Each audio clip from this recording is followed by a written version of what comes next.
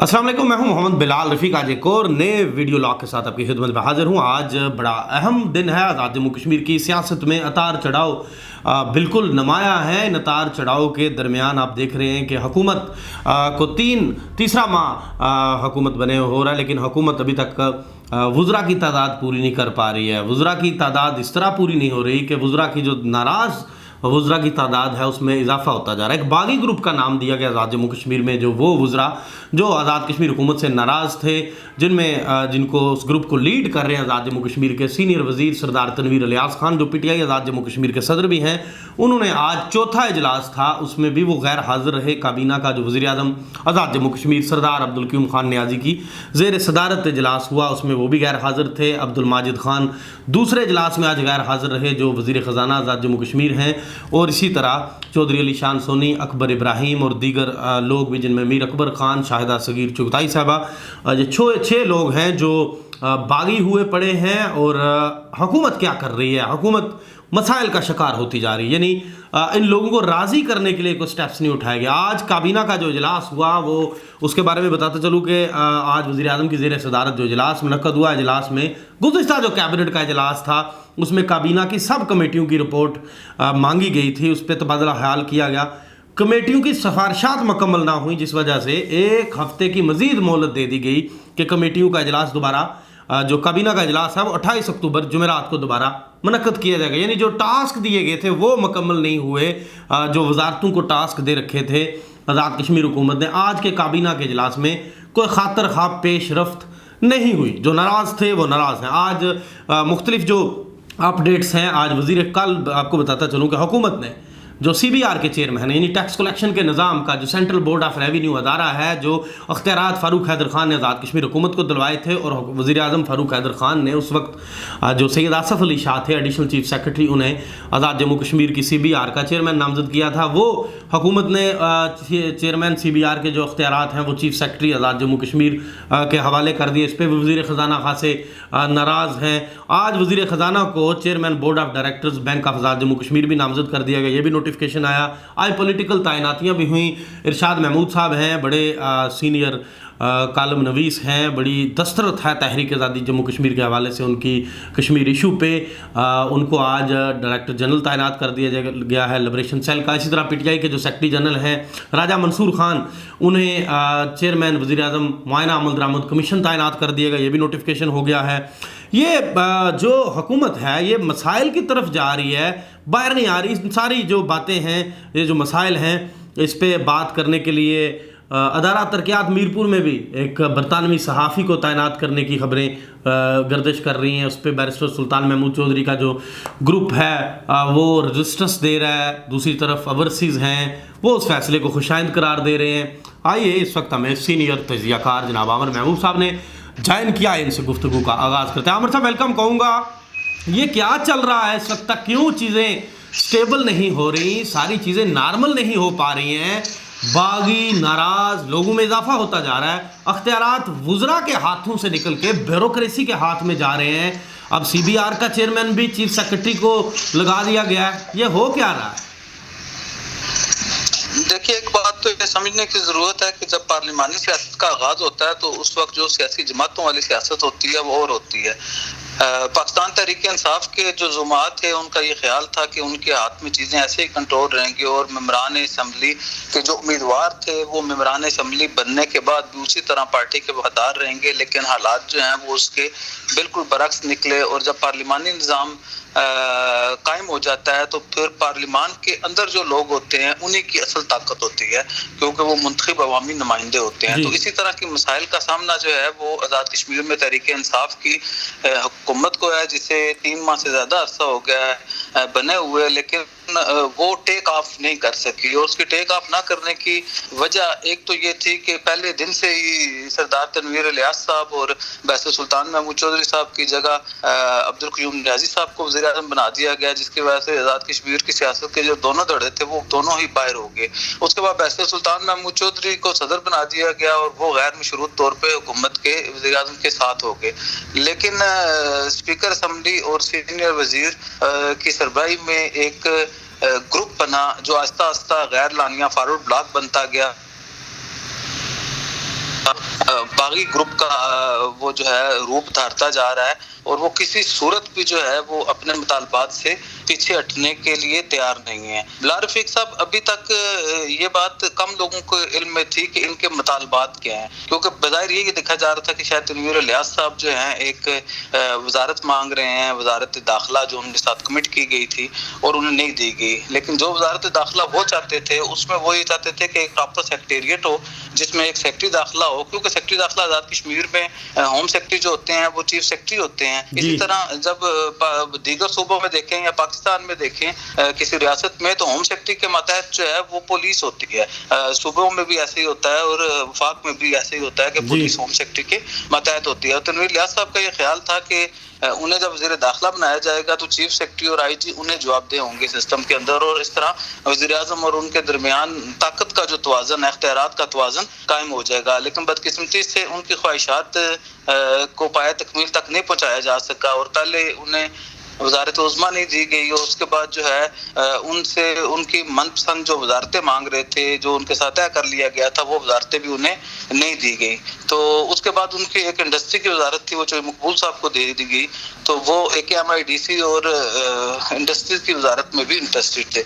इसी तरह जो उनकी चची हैं मरहूम सगीर चुगताई साहब जो सीनियर पार्लियामेंटेरियन थे, उनकी अहलिया शाहिदा सगीर साहिबा जो थी उनके साथ हुकूमत का बकौल इस फारूक ब्लॉक के उनके साथ वादा था कि उन्हें हेल्थ के एजुकेशन में से एक बड़ी वजारत दी जाएगी।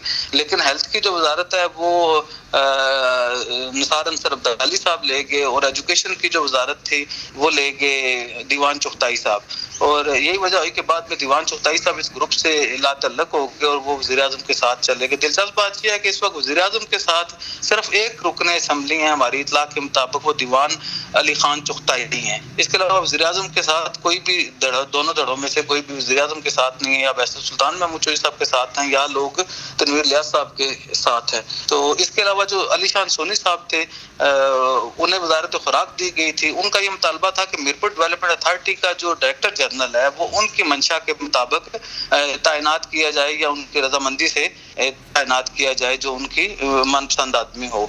इसी तरह जो है जो चौधरी अकबर इब्राहिम साहब थे उन्हें एडवाइजर बनाया गया था, तो उन्हें जो पोर्टफोलियो दिए जा रहे थे उस वक्त उनके साथ बहालियात के पोर्टफोलियो का तय हुआ था, तो उन्हें जो है बहालियात का पोर्टफोलियो भी नहीं दिया गया। मीर अकबर खान साहब का मौकफ ये था कि उन्हें ज़राअत पहले तो जंगलात की वजारत का कहा गया था, वो नहीं हो सकी, तो वो इंटरेस्टेड थे कि फिशरीज का डिपार्टमेंट, हुकूमत का ये ख्याल है कि फिशरीज की सेक्रेटेरिएट अलग है, जंगलात वाइल्ड लाइफ और फिशरीज का एक सेक्रेटेरिएट है, तो फिशरीज जो है वो जंगलात वाले का हिस्सा है। तो वो जो है इस वजह से जो है उनकी ख्वाहिश भी पूरी नहीं हो सकी। मोहतरमा तकदीस करानी साहिबा जो खवातीन विंग की सदर हैं वो और मोहतरमा इम्तियाज नसीम साहिबा वो दोनों जो हैं इस बात की ख्वाहिशमंद थी कि उन्हें वजीर बना दिया जाए। अब्दुल माजिद खान साहब के साथ ये वादा था कि उन्हें CBR का जो चेयरमैन है या उन्हें लगाया जाएगा इजाफी तौर पे या उनके मनपसंद ब्यूरोक्रेट को दिया जाएगा। इससे पहले एडिशनल चीफ सेक्रेटरी जनरल जो थे उन्हें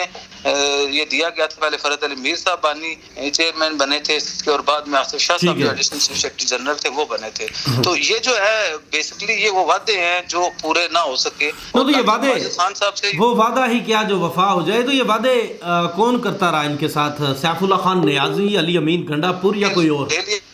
क्या तो वो उन्होंने ऐलान कर दिया था वो किसी सूरत काबीना का इजलास में कल शरीक नहीं होंगे और एहतजाजन, और उन्होंने अपने दीगर जो मुतलकीन थे वफाकी हुकूमत की दीगर जो कानून थे वज़ीर आज़म समेत उन सबको ये इतला कर दी थी कि चीफ सेक्रेटरी को इख्तियारात दे दिए गए और जो बहुत जिद्दोजहद और कोशिश के बाद आज़ाद कश्मीर के गुज़श्ता पार्लिमानी निज़ाम ने जो इख्तियारात हासिल किए थे वो इख्तियारात जो है वापस चीफ सेक्रेटरी को दे दिए गए चेयरमैन CBR लगाने की वजह से।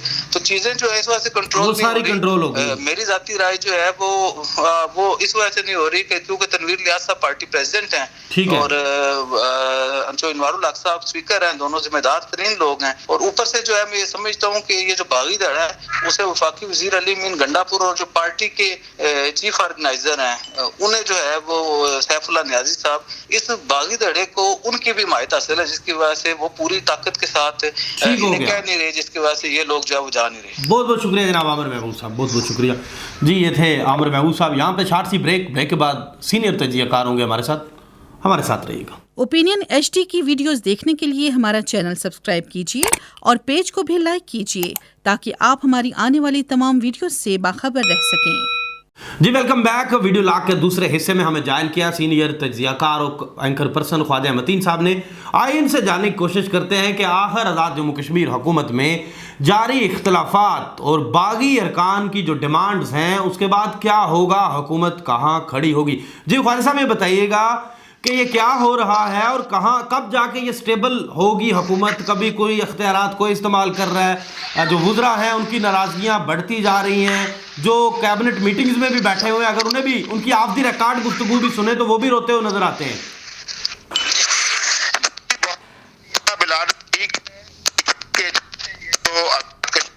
हुकूमत मौजूद जिसके जो चीफ एग्जीक्यूटिव हैं अब्दुल कयूम नियाज़ी, उसको एक बड़े धड़े ने इनको वज़ीर आज़म कबूल नहीं किया।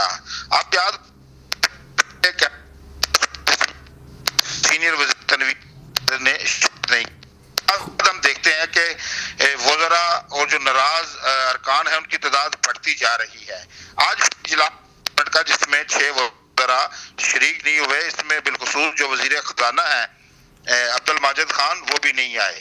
अब इससे पहले जब कैबिनेट बड़े अहम थे कमेटी ने जो उसको रिव्यू करने के लिए और दूसरा जो नून की हुकूमत जाते जाते कि इडहाक एक्ट के तहत सैकड़ों मुलाजमीन को कर, लेकिन हमने देखा कि रिपोर्ट ने आज फिर उनको 7 रोज दे दिए गए हैं और काबीना का जो इजलास वो बाएं बाएं की है।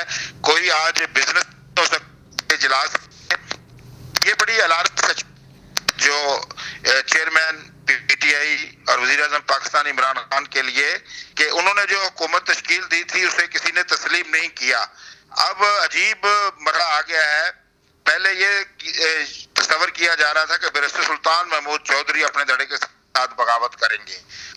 अब बैरिस्टर सुल्तान महमूद चौधरी जो है उन्होंने इस हुकूमत को सालात को टेक दी हुई है, जिसके बदौलत ये हुकूमत खड़ी।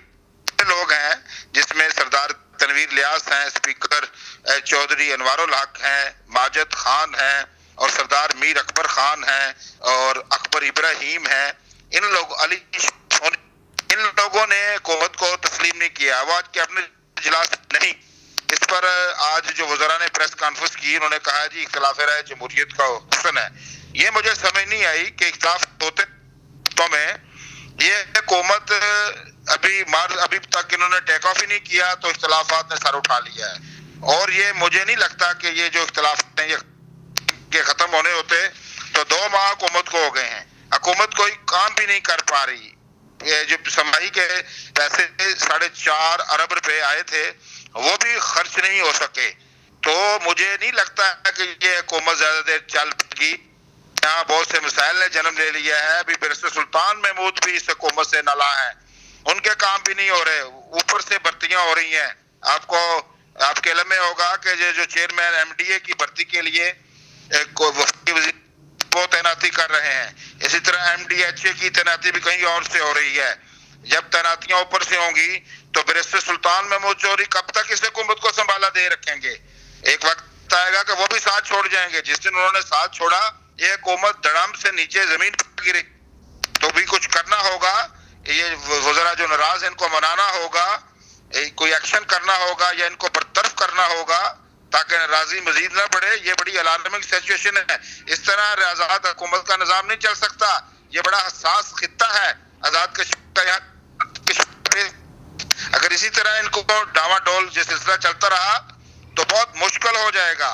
मैं नहीं समझता कि इस हुकूमत को अगर इन्होंने फौरी अपने इख्तिलाफात दूर ना किए, वज़ीर आज़म पाकिस्तान ने एक्शन ना लिया, तो ये हुकूमत जल्द ही मुझे घर जाती हुई दिखाई दे रही है।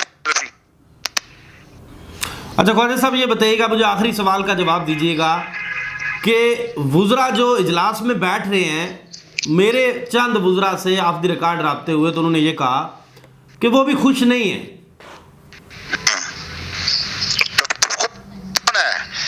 ठीक है जी, सीनियर वजीर बन के खुश नहीं है, नहीं है। ठीक ठीक है जी। माजिद खान वजीर खजाना खुश, मीर अकबर खान वजीर ज़राअत बनकर, अली शान सोनी वजीर ज़राअत बनकर, फिर कौन है? बैरिस्टर सुल्तान नहीं है, बनना चाहते थे। तो फिर इस तरह की जो बदमाशी देखने में आ रही है। ख्वाजा साहब, क्या ये जो निज़ाम है सारा, ये इन लोगों को खुश करने के लिए चलाया जा सकता है? अगर ये लोग खुश नहीं हैं तो निज़ाम नहीं चल सकता। देखें, अगर मैं समझता हूं कि वज़ीर आज़म इमरान खान जो चेयरमैन भी हैं पीटीआई के, वो मेरिट पर लेकर तो आज के नौबत के खिलाफ किए गए हैं, उसका खमियाजा आजाद हुकूमत में जितने भी जो फरूक हैदर हुकूमत, हम उनको बुरा भला कहते थे, उनके जो मंसूबे थे सब हो रहा है। तो मेरिट पे खिलाफ मेरिट फैसले करेंगे तो लोग जो सीनियर लोग हैं उन फैसलों को नहीं मानते। बहुत बहुत शुक्रिया जनाब ख्वाजा मतीन साहब, आपका गुफ्तगू करने का बहुत बहुत शुक्रिया। ये थे सीनियर तज्जियाकार एंकर पर्सन ख्वाजा मतीन की गुफ्तगू आपने सुनी। आज का काबीना का इजलास इंतहाई अहम था। अब इजलास 28 अक्टूबर बरोज़ जुमेरात होगा। उस इजलास में देखेंगे कि कितने बागी अरकान शिरकत करेंगे या बागी अरकान की तादाद में मज़ीद इजाफा होगा। इसी के साथ मुझे नए वीडियो लाख तक के लिए दीजिए इजाज़त। अल्लाह हाफिज़। You are watching Opinion HD.